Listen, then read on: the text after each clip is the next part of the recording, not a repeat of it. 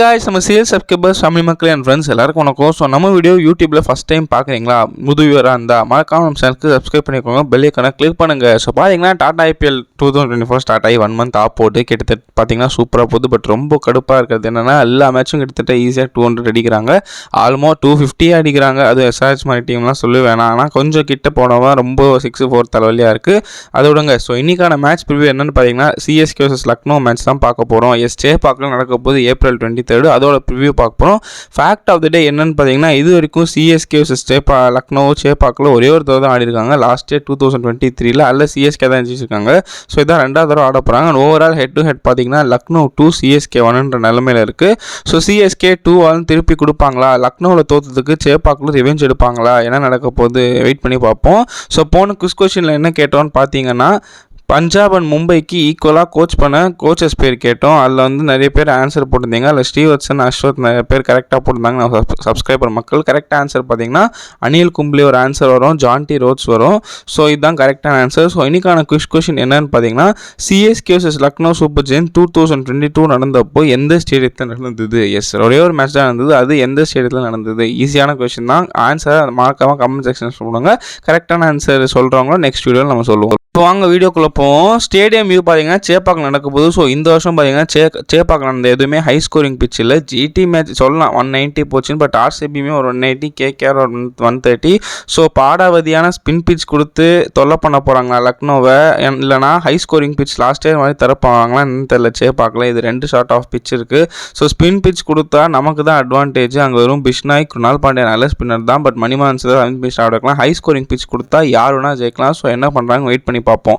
So first home team CSK கிட்டேருந்தே போவாங்க. தோற்ற மேட்ச்சுக்கு தோற்றுட்டாங்க லக்னோவில் இதே டீமோட. ஸோ திரும்பி வரதுக்கு என்னென்ன வழி இருக்குது, டீமில் ஏதாவது பிளேயிங் லெவனில் மாற்றம் இருக்குமா, ஹோம் அட்வான்டேஜை சிஎஸ்கே யூஸ் பண்ணுவாங்களா? ஏன்னா ஹோமில் இது வரைக்கும் ஒரு மேட்ச் தோக்கல இந்த வருஷம். ஸோ என்ன பண்ண போகிறாங்க வாங்க டிஸ்கஸ் பண்ணுவோம்.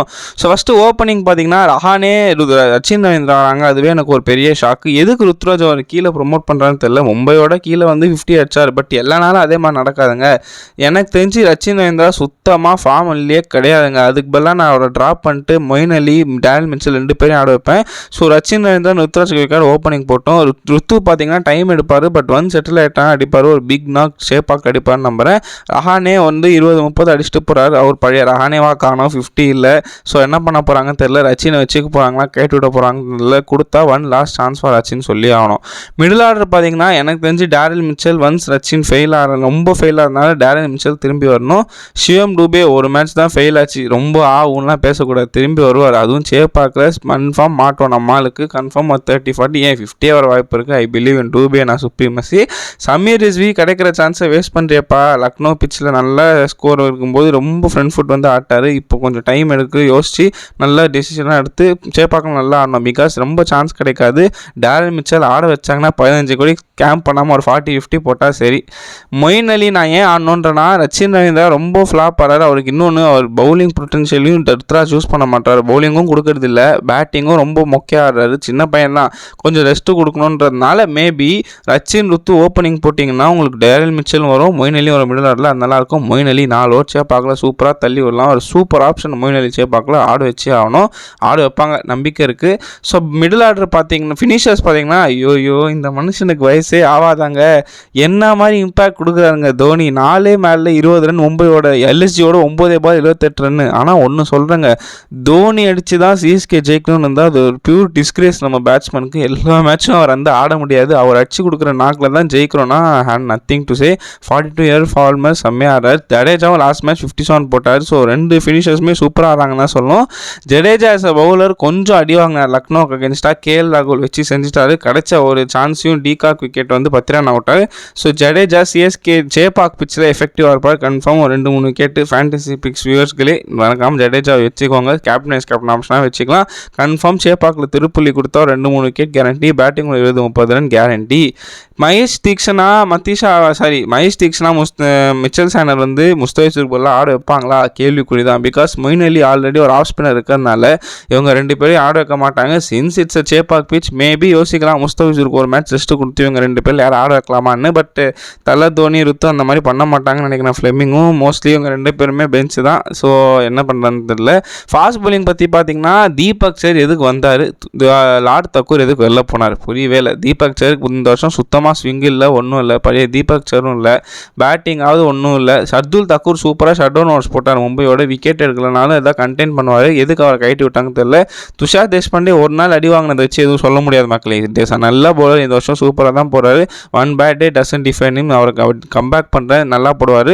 ஷர்துல் தாக்கூருக்கு பதிலாக தீபக் சேர் திருப்பி சான்ஸ் தருவாங்க. ஸ்விங் கழிச்சு விக்கெட் எடுக்கணும், இல்லைனா அடிவாக அவங்க போகிற திரும்பியும். ஃபாரின் டெத் பவுலர்ஸ் பார்த்தீங்கன்னா பத்திரானா நல்லா போட்டார், பட் என்ன அப்படியும் ஜெயிச்சிட்டாங்க. அது ஒரு மாதிரி கவலைக்கிடமாக தான் இருக்குது. பட் பத்திரானா வெல் கம்பேக் கொடுப்பாரு சேப்பாக் பிச்சில். கன்ஃபார்ம் விக்கெட் எடுக்கனாலும் இந்த மாதிரி எக்கனாமிக்கலாக போட்டுருவார். பட் முஸ்தபிசூர் ரஹ்மான் அந்த அதர் சைடு விக்கெட் எடுக்கணும். அவர் பார்த்தீங்கன்னா இன்னும் 2 வாரத்துலேயே 10 நாள்லேயே கிளம்ப போகிறார் பங்களாதேஷ்க்கு.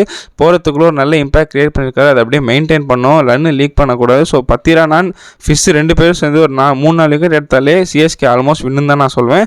ஸோ சிஎஸ்கேயோட ப்ராபபிள் பிளேயிங் 11 எப்படி இருக்கும்னு பார்த்தீங்கன்னா, நானாக இருந்தால் ரச்சின் ட்ராப் பண்ணுவேன். இவங்க என்ன பண்ண போகிறாங்கன்னு தெரியல. ஏன் பிளேயிங் 11 பார்த்தீங்கன்னா ருத்துராஜ், ரஹானே, டேரல் மிச்சல், சிவம் டூபே, மொயின் அலி, சமீர் ரிஸ்வி, மகேந்திர சிங் தோனி, ரவீந்திர ஜடேஜா, தீபக் சேர், துஷார் தேஷ்பாண்டே, முஸ்தபிசூர் ரஹ்மான். இம்பாக்ட் பிளேயர் நான் மதீஷா பத்திரா நான் போடுவேன்.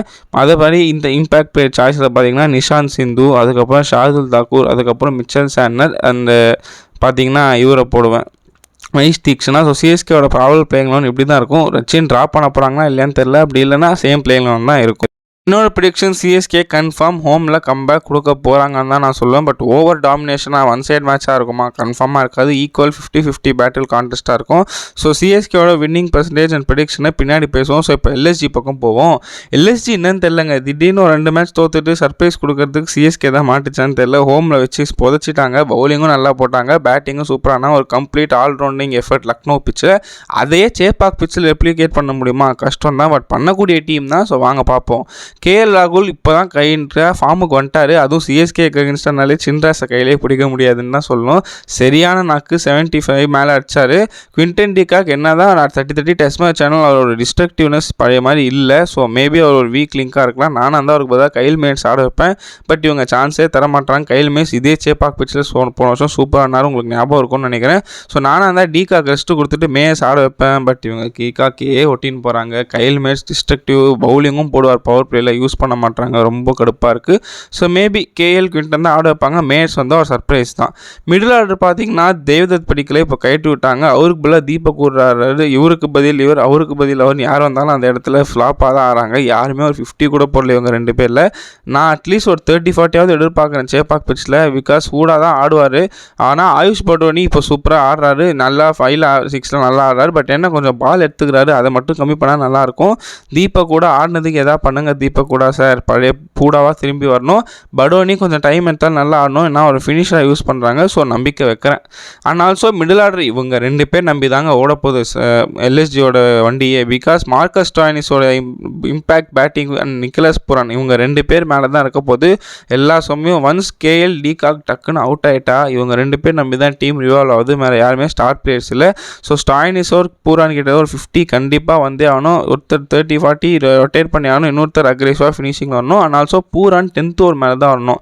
அது ஒரு மிஸ்டேக் பண்ணாங்க. ஸோ இவங்க 2 பேர் யாராவது ஒருத்தர் மாடிச்சினாலும் கைட்டி கொடுத்துருவாங்க. என்ன ஆக போதும் சேப்பாக்கில் தெரில. ஸோ ஸ்பின்னர்ஸ் பக்கம் போனீங்கன்னா நானும் அந்த கன்ஃபார்ம் மணிமாறன் சித்தார்த் ஆட வைப்பேன். பட் அது யாருக்கு பல்லாம் தான் தெரில. யாஷ் தாக்கூருக்கு பல்லாவா இல்லை இம்பாக்ட் பிளேயராக வரலாவான்னு தெரில. பட் கன்ஃபார்ம் ஆட வைக்கணும் மணிமாறன் சித்தார்த். சேப்பாக் பிச்சில் எஃபெக்டிவாக இருப்பார். ஹோம் டவுன் பாய். ரவி பீஷ்னா ஹிட்டார் மிஸ் தான் கன்ஃபார்மாக. 1 4 ஓவர் 30 40 45 போவார். ஒரு விக்கெட் எடுப்பார், இல்லைனா எக்கனாமிக்கலாக போட்டு போயிடுவார். குருணால் பாண்டியோட 4 ஓவர் தான் கன்ஃபார்ம் டிஃபைன் பண்ணணும்னு நான் சொல்லுவேன். சேப்பாக் பிச்சில் ஸ்பின் பிச் கொடுத்துட்டாங்கன்னா சூப்பராக போடுவார். ஸோ அவரோட 4 ஓவரில் தான் மேட்ச் தெரிய போகுது. சிஎஸ்கே பேட்ஸ்மேன் எப்படி பவுலிங் பண்ண வைக்க போகிறாருன்னு, பேட்டிங்கில் தடவை வைக்க போகிறாருன்னு.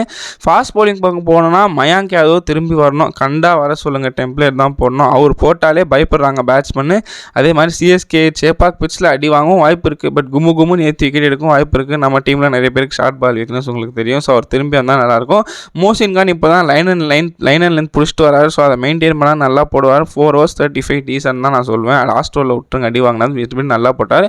யஷ் தக்கூர் அவங்க ஆட வைக்கலாம், யங்ஸ்டர் நிறைய சான்ஸ் கொடுக்கலாம், அவரும் கொஞ்சம் லேர்ன் பண்ணுவார். பட் ரன்னு நிறைய கொடுக்குறாரு, அதை மட்டும் கண்டெயின் பண்ணும்.